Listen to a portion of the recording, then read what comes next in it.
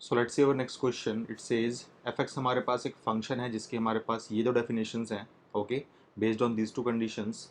और हमें चेक करना है इसकी कॉन्टिन्यूटी को at the point x is equals to zero. Okay, so x equals to zero पे फंक्शन हमारा कॉन्टिन्यूस है या फिर डिसकॉन्टिन्यूस है, इसको हमें एनालाइज करना है। Okay, so as we all know कि हमारे पास यहाँ पे जो फंक्शन है इसके हमारे पास मोर देन वन डेफिनेशंस हैं, तो क्यों ना हम लोग पहले ही एनालाइज कर लें कि कौन से इनपुट ऑफ एक्स के लिए हमारा फंक्शन किस डेफिनेशन को फॉलो करेगा। उसके लिए हम यहाँ पे ड्रॉ करेंगे एक रियल लाइन, और जो भी हमारे पास इसका ब्रेकिंग पॉइंट है उसको हम लिख लेंगे। तो हमारा ब्रेकिंग पॉइंट इस फंक्शन का सिर्फ दिख रहा है हमें जीरो, तो हमने यहाँ पे जीरो को प्लॉट कर लिया। Okay, now x is equals to zero पे जो डेफिनेशन फॉलो हो रही है हमारी वो हो रही है सिंपली जीरो, तो हम यहाँ लिख देंगे यहाँ पे जीरो हो रही है।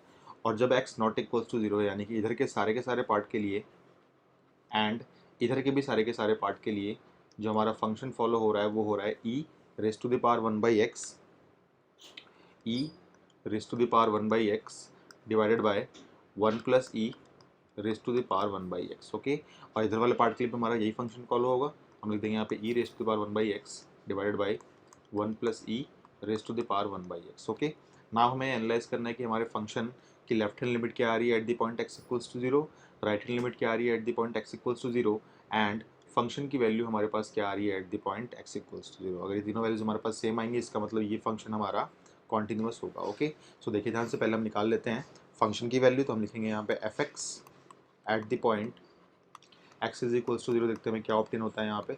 तो हम लिखेंगे यहाँ पे एफ ऑफ जीरो। अब देखिए जब एक्स इक्वल्स टू जीरो तो आपके फंक्शन की डेफिनेशन कौन सी फॉलो हो रही है वो चीज़ आप यहाँ से भी देख सकते हैं। एक्स इक्वल टू जीरो पे डेफिनेशन आपकी है जीरो, या फिर वो चीज़ आप यहाँ भी देख सकते हैं, एक्स इक्वल टू जीरो पे आपकी डेफिनेशन है जीरो। ओके, तो आप इसको बोल सकते हैं equals to zero.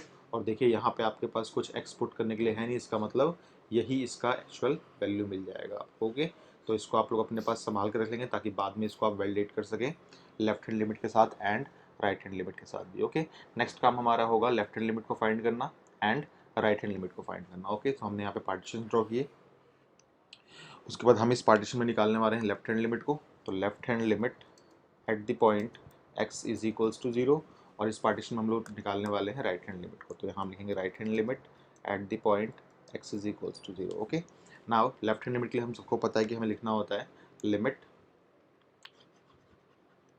X tends to zero negative f of x, और राइट हैंड लिमिट के लिए हमें लिखना होता है limit x tends to zero positive and then f of x. Okay, नाम हमारा मेन काम है इस एफ एक्स की डेफिनेशन को रिप्लेस करना जब हमारा एक्स लेस देन यानी कि जीरो से जस्ट छोटा होगा। ओके, और यहाँ पे हमें एफ एक्स की डेफिनेशन को रिप्लेस करना जब हमारा एक्स जीरो से जस्ट बड़ा होगा। ओके, तो यहाँ देखिए जब हमारा एक्स जीरो से जस्ट छोटा है तो हमारी डेफिनेशन आएगी इस इंटरवल के अंदर, यानी कि हम फॉलो करेंगे इस डेफिनेशन को। और सिमिलरली जब हमारा एक्स जीरो से जस्ट बड़ा होगा यानी कि हम लाई करेंगे इस इंटरवल के अंदर, और हमारा एफ एक्स फॉलो करेगा इस डेफिनेशन को। ओके, सो हम यहाँ पे रेस्पेक्टिव चेंजेस कर देते हैं अपने लेफ्ट हैंड लिमिट में राइट हैंड लिमिट में। तो ये हमारे पास हो जाएगा limit x tends to zero negative and this will become e raise to the power one by x and then divided by one plus में e raise to the power one by x again. Okay, and then similarly यहाँ पे आपके पास जो changes होने वाले हैं वो देखिए क्या हो जाएंगे। तो वो आपके पास हो जाएगा limit limit sorry limit x tends to 0 positive, and this will become e raised to the power 1 by x and divided by 1 plus e raised to the power 1 by x। Okay, नाम हमें पूरे question को convert करना होता है h की format में substitute करके। तो हम यहाँ लिख देंगे क्या, ध्यान से देखें, हम यहाँ लिख देंगे put x is equals to a minus h करना पड़ेगा। a है आपके पास जीरो तो ये हो जाएगा जीरो माइनस एच, यानी कि सिंपली आपको x is equals to minus h put करना है। ओके, और आपको पता है कि व्हेन x टेंड्स टू आपके पास शुरुआत में जीरो था, देन अब h टेंड्स टू क्या होने वाला है, तो h टेंड्स टू भी आपके पास होने वाला है जीरो, ये आपको पता है कैसे। और यहाँ आप पुट कर देंगे x is equals to a plus h, a का मतलब है जीरो और प्लस एच। ओके, यानी कि सिंपली आपको पुट करना है यहाँ पे x is equals to h. Okay, और आपको ये भी पता है कि व्हेन x टेंड्स टू आपके पास जीरो होगा देन h टेंड्स टू आपके पास भी हो जाएगा जीरो। ओके, नाउ आपको ऊपर वाली एक्सप्रेशन में जहाँ जहाँ भी x था वहाँ आपको पुट करना है अब माइनस एच, और यहाँ पे आपके पास जहाँ जहाँ भी x था वहाँ आपको पुट करना है अब सिंपली h। ओके, तो ये आपके पास जो चीज़ें कन्वर्ट होकर देंगी वो देंगी क्या, लिमिट आपके टेंड्स टू वाली चीज़ भी चेंज हो जाएगी, वो हो जाएगा h टेंड्स टू जीरो, और यहाँ पे जहाँ जहाँ भी x है वहाँ पुट करना है आपको क्या, माइनस एच। ओके, तो ये हो जाएगा आपके पास e raise to the power 1 upon में minus h and then divided by what 1 plus में e raise to the power 1 upon में अगेन माइनस एच, और इसको आपने बंद कर दिया।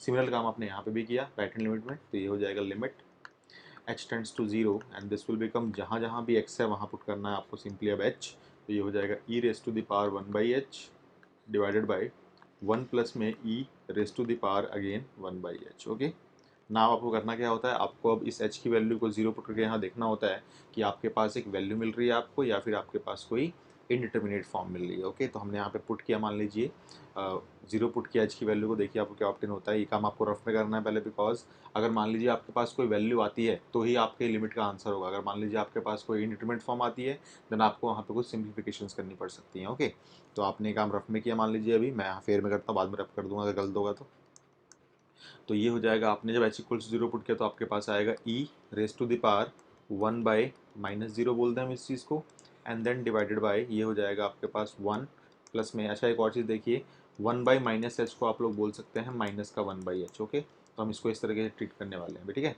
तो ये हो जाएगा आपके पास e raise to the power minus 1 by zero. Okay, तो आप देखिए ध्यान से, आपको पता है 1 बाई जीरो का मतलब होता है इन्फिनिटी। तो आप मुझे बताएं, अगर मैं इस चीज़ को रब कर दूँ यहाँ से, तो आप मुझे बताएं कि ये चीज़ एक्चुअल में क्या होने वाली। तो ये हो जाएगा आपके पास e raise to the power minus infinity and then divided by 1 plus e raise to the power again minus infinity. अब आपको ये ऑब्जर्व करना है कि e raise to the power minus infinity actual में होता क्या है। ओके, सो इसके लिए मैं आपको समझाता हूँ नई पेज पे, ध्यान से देखिएगा इस चीज़ को।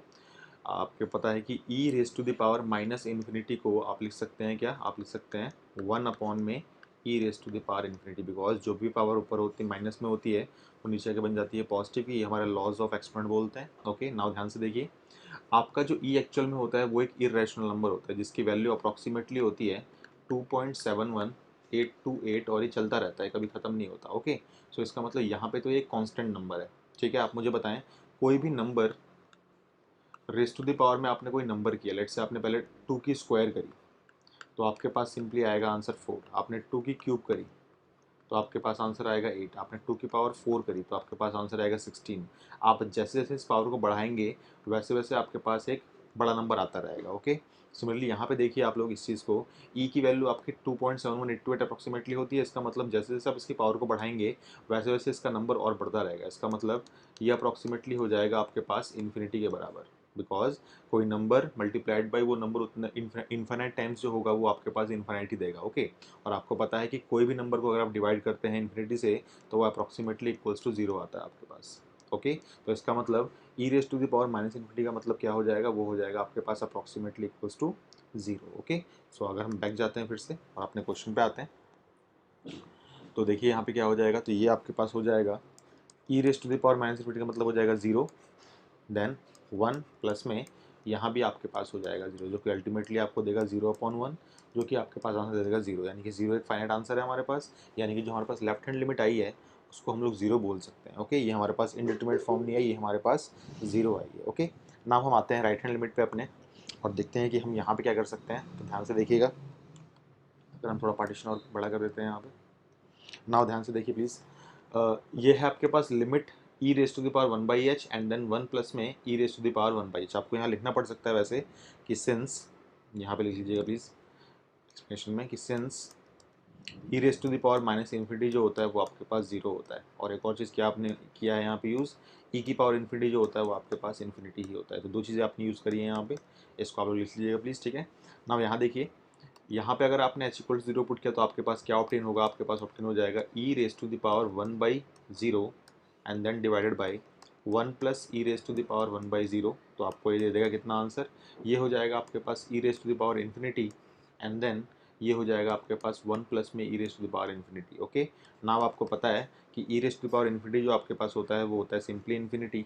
तो आप इसको बोल सकते हैं कि आप इसको बोल सकते हैं इन्फिनिटी अपॉन में 1 प्लस इन्फिनिटी। आपको पता है इन्फिनिटी में अगर आप कुछ भी ऐड करते हैं तो आपके पास इन्फिनिटी ही आंसर आता है, बशर्ते कुछ भी ऐड कर दीजिए आप लोग, आपको इन्फिनिटी आंसर आएगा। ओके, तो ये हो जाएगा इन्फिनिटी अपॉन इन्फिनिटी, जो कि आपके पास एक इनडिटर्मिनेट फॉर्म होती है। इसका मतलब ये इसका आंसर नहीं हो सकता है, इसका मतलब जो भी कुछ भी हमने किया है वो सब कुछ गलत हो जाएगा हमारे लिए। ओके, सो हम इसको रब करते हैं और हम लोग देखते हैं कि हम लोग और क्या कर सकते हैं इस सवाल के अंदर। ऑलराइट, नाउ आपने एक सवाल वैसे 11th क्लास में भी किया हुआ था, तो आपको पता है कि इस सवाल में आप लोगों को डिवाइड करना है न्यूमरेटर और डिनोमिनेटर को किससे, जो भी आपके पास यहाँ नंबर लिखा है उससे। ओके, तो आपने कहा यहाँ पे divide divide numerator and denominator by जो भी यहाँ पे लिखा हुआ है उससे कर लीजिए आप। तो e raise to the power 1/s से आपने डिवाइड कर दिया। ओके, देखते हैं हमें क्या ऑप्टेन होता है। तो हमें ऑप्टेन हो जाएगा limit h tends to 0, and जब आपने इसको डिवाइड किया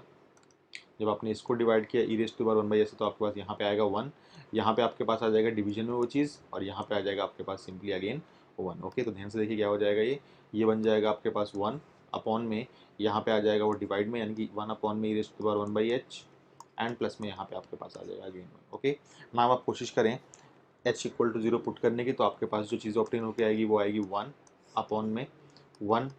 अपॉन में ई की पावर ये बन जाएगा 1/0 यानी कि infinity, and plus 1। Okay, now ये आपको दे देगा कितना, 1 अपॉन में आपको पता है ई की पावर इन्फिनिटी आपके पास होती है इन्फिनिटी, तो आपने इन्फिनिटी लगा दी यहाँ पे, एंड प्लस में 1, और आपको पता है कि 1 डिवाइड बाई इन्फिनिटली बड़ा नंबर जो आपके पास आता है वो आता है सिंपली 0, तो ये हो जाएगा 1/0 एंड प्लस 1। आपको पता है ये अप्रॉक्सीमेटली इक्वल्स टू 0 होगा। ओके, सो ये आपके पास दे देगा आंसर 1। अब ध्यान से देखिए, आपके पास जो LHL आया है वो आया है 0, और आपके पास जो RHL आया है वो आया है 1। इसका मतलब आप बोल सकते हैं कि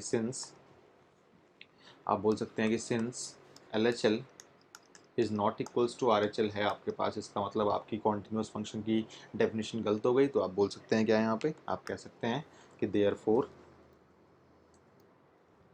जो आपका fx है is discontinuous at the point x is equals to 0, यानी कि x इक्वल्स टू 0 पे आपका ये फंक्शन डिसकॉन्टिन्यूअस होगा। ओके, सो मैं इसका एक बार ओवरव्यू दे देता हूँ आप लोगों को। पहले आप लोगों ने यहाँ पे फंक्शन की वैल्यू को निकाला at the point x equals to 0, then आप लोगों ने लेफ्ट हैंड लिमिट को निकाला। लेफ्ट हैंड लिमिट में जब आपने वैल्यूज़ को पुट किया h इक्वल टू 0 पुट किया, तो आपके पास एक फाइनाइट आंसर आया जो कि 0 था, तो इसका मतलब ये इसकी लेफ्ट हैंड लिमिट थी। बट राइट हैंड लिमिट में जब आपने यहाँ पे h इक्वल टू 0 पुट किया, तो आपके पास इन्फिनिटी अपॉन में इन्फिनिटी आया, जो कि आपके पास क्या था, एक इनडिटर्मिनेट फॉर्म थी। ओके, तो इसको आप लोगों ने सॉल्व किया, एंड देन आपने अलग करके सॉल्व करके इसकी वैल्यू को फाइंड किया, तो आपके पास ये आया 1, और यही इसका आंसर है। ओके, सो इसको प्लीज़ आप लोग नोट डाउन कर लें।